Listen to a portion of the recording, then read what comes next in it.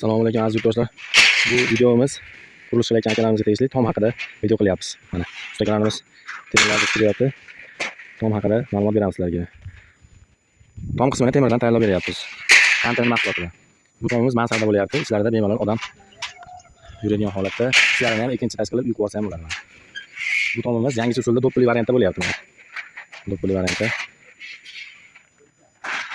Mana bu tomlarni nollarni chiqarib ustalarimiz ko'tarishib tayyorlashyapti.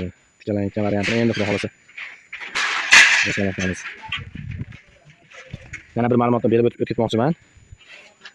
Yog'och o'rniga, to'sin o'rniga mana shvillerlarimizdan qilib berganmiz. Shvillerlarni ham qanaqa eng baquvvatdan qilganmiz mana. Ichida lapchasi bordan qilganmiz. Mana aziz obunachilarimiz, aziz yurtdoshlarimiz e'tibor beraverasizlar. 5 metrga dur loy bosasimi, tepasiga pol qilasimi, egilmaydi, bukilmaydi, kafolat beramiz. Bu tomimizning afzallik tomoni vaqti bemahal yong'in boshqa bo'ladi. Yonmaydi yong'inda, egilmaydi, chirimaydi. Loy bossa yuk tushirgan taqdirda ham egilmaydi. Issiqqa bardosh beradi xudo xolasa.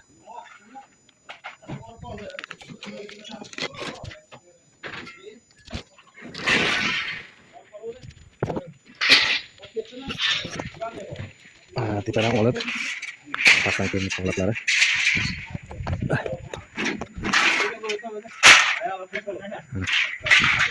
Kimlarki shunaqa xizmatlar kerak bo'lsa, mana shu ustagamizga aloqa qilib ko'rasizlar. Qo'tepada nomerini ustagamiz.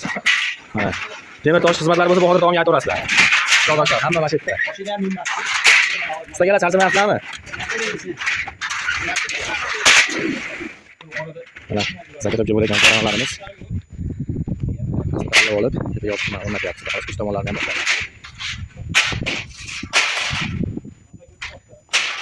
Ichida bemalol odam uy qilib yashasa ham bo'laveradi. Mansarda sifatida bo'lyapti-da. Mahsulotlarimiz kantini mahsulotlaridan 9 ish bari bu materialni.